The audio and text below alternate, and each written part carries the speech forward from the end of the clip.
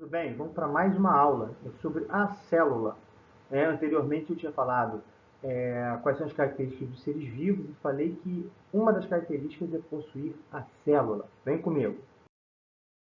Então é o seguinte, a palavra célula significa pequena cela ou pequena sala, foi descoberta em 1665 por Robert Hooke. Aqui uma foto dele, aqui usou um microscópio muito rudimentar e observou em cortiça, né, que na verdade é casca de árvore, que tinha vários buraquinhos, né, vários espaços, que ele chamou essas unidades de células, ou significa pequena sala. Ele não sabia bem o que era aquilo, mas descobriu que todos os seres vivos têm essa unidade chamada célula. Beleza! A célula, que tem um esquema de uma célula, né? Uma célula que tem essa estrutura chamada de membrana plasmática, tem essa parte interna chamada de citoplasma, e tem células que têm núcleo. Toda célula que tem núcleo é chamado de eucarionte, tá? Ou eucarioto, tanto faz. Eucarionte ou eucarioto. Eu significa verdadeiro, carionte significa núcleo, núcleo verdadeiro. Então aqui nós temos uma célula com um núcleo. E fazendo um experimento na qual se fazia um corte numa célula, aquela parte que tinha o núcleo permanecia viva e aquela parte sem núcleo morria, mostrando que a célula tem uma estrutura, tem algo dentro do núcleo que é importante para a manutenção da vida. E hoje nós sabemos que é o material genético. Tá certo? Beleza. Muitas das vezes, quando falo da origem da vida, da presença de células, tem um aspecto religioso, do dogma religioso, né? Então, no dogma religioso, a criação da vida, da célula, de todos os seres vivos, foi de uma entidade, um ente superior, que com seu poder conseguiu criar todos os seres vivos. Tá certo? Beleza? Só que a ciência, ela acredita numa outra teoria, tá certo? E como é que foi gerada a vida, as células, como é que elas apareceram? Começou-se dessa maneira. Existia uma atmosfera primitiva no nosso planeta, que tinha água, amônia e metano, tá?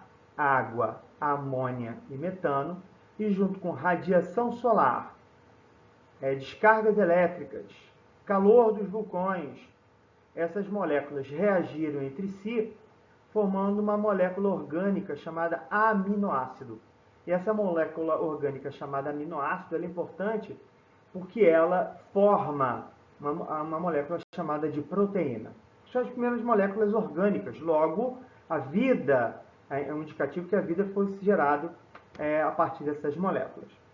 Por que a ciência acredita? Porque em 1952, Stanley Miller ele conseguiu repetir um experimento na qual ele pegou um ambiente fechado, colocou a atmosfera primitiva, água, amônia, metano, então água, amônia, metano e gás hidrogênio.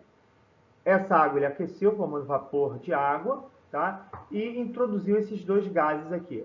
E percebeu-se que passando uma corrente elétrica, né, uma energia, esse vapor aqui ele condensava e aqui se formava, né, na água, tá, aminoácidos, mostrando que aquele experimento da teoria de Oparin e Haldane, que é a anterior, né, colocando vapor de água, fagulha elétrica, que aquilo poderia ser viável. A ciência ela sempre trabalha assim, ela precisa repetir em laboratório, tá certo?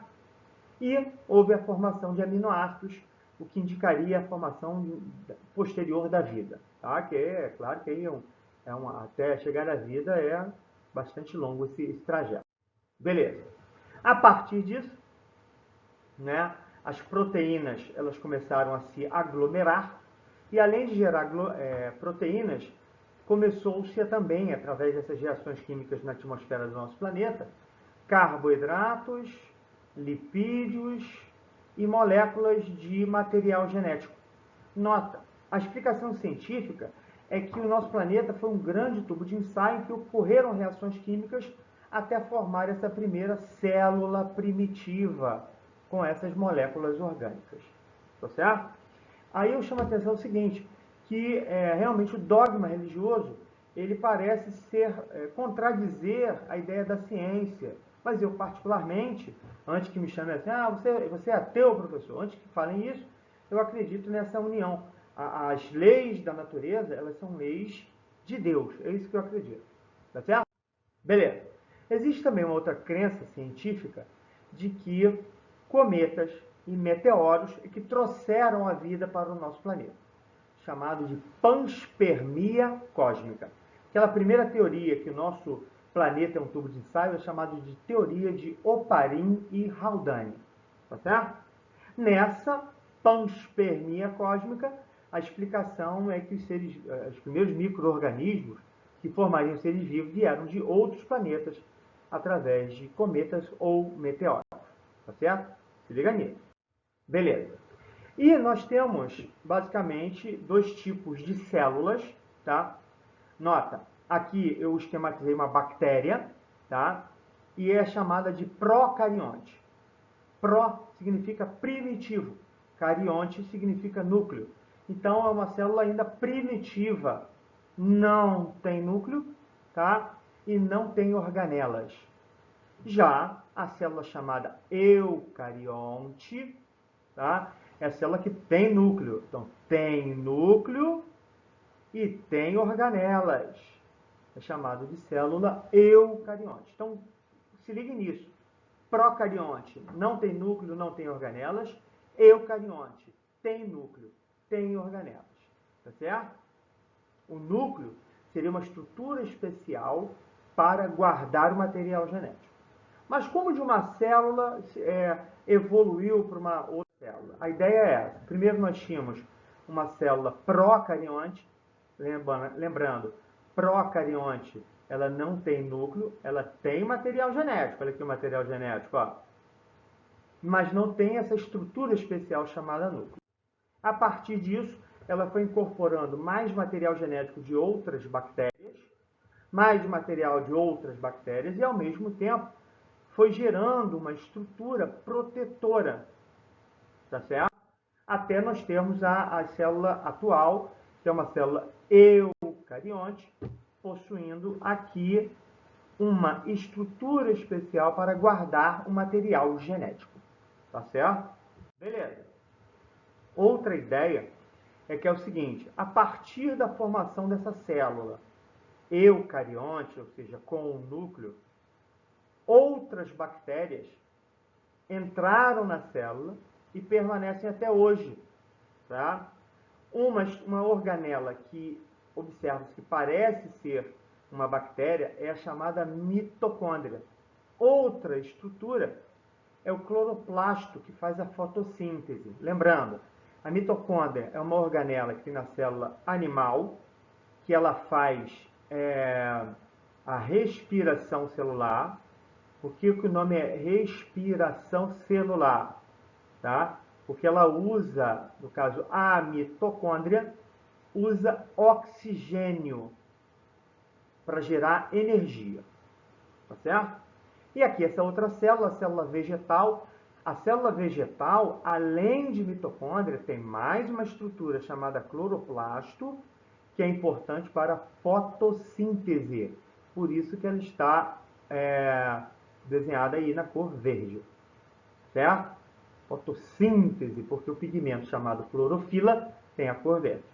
Tá? Então acredita-se que tanto a mitocôndria, que faz a respiração celular, usando oxigênio para gerar energia, quanto o cloroplasto, que faz a fotossíntese, foram bactérias que foram introduzidas nas células eucariontes e permaneceram até hoje sendo protegidas, uma ajudando a outra. Tá certo? Aqui novamente, ó, a célula procarionte não tem núcleo, tem material genético, mas não tem uma estrutura especial chamada núcleo. Aqui a eucarionte tem uma estrutura especial, tá, que guarda o material genético. Eucarionte. Então aqui eu tenho procarionte, aqui eu tenho procarionte, aqui eu tenho a célula eucarionte. Só para vocês notarem, olha a comparação do tamanho de uma célula da nossa mucosa oral. Aqui a gente vê a membrana plasmática, o citoplasma, com as organelas, tá? E aqui o núcleo, uma célula eucarionte. E aqui nós temos uma bactéria. Nota, a célula procarionte. Nota que é muito menor. Então acredita-se, né, essa é a ideia da ciência, que a partir da célula procarionte houve evolução para a célula eucarionte, tá? É claro que essa ideia de evolução é uma ideia bastante difícil de se compreender no início, tá? Mas, por exemplo, nós podemos dar exemplo, finalizei a aula aqui, mas nós podemos dar o exemplo do vírus da Covid. Vocês estão vendo aí que o vírus da Covid, tá? Ele começou só com o vírus, né? Mas que hoje tem várias variantes. Essas variantes são nada mais, nada menos do que vírus que se modificaram, que evoluíram, tá certo? Tem a variante do Reino Unido, da África do Sul, do Brasil, da Índia, tá? Que hoje está recebendo o nome de a do Reino Unido Alfa, a da África do Sul Beta, a do Brasil Delta e assim vai, tá certo? Então nota, o vírus ele, atualmente está mostrando essa ideia da evolução. A evolução é uma modificação do material genético que faz com que o vírus ele se modifique. E isso também é a ideia de como, a partir de uma bactéria, evoluiu para uma célula eucarionte. Tá? Obrigado, gente. Valeu!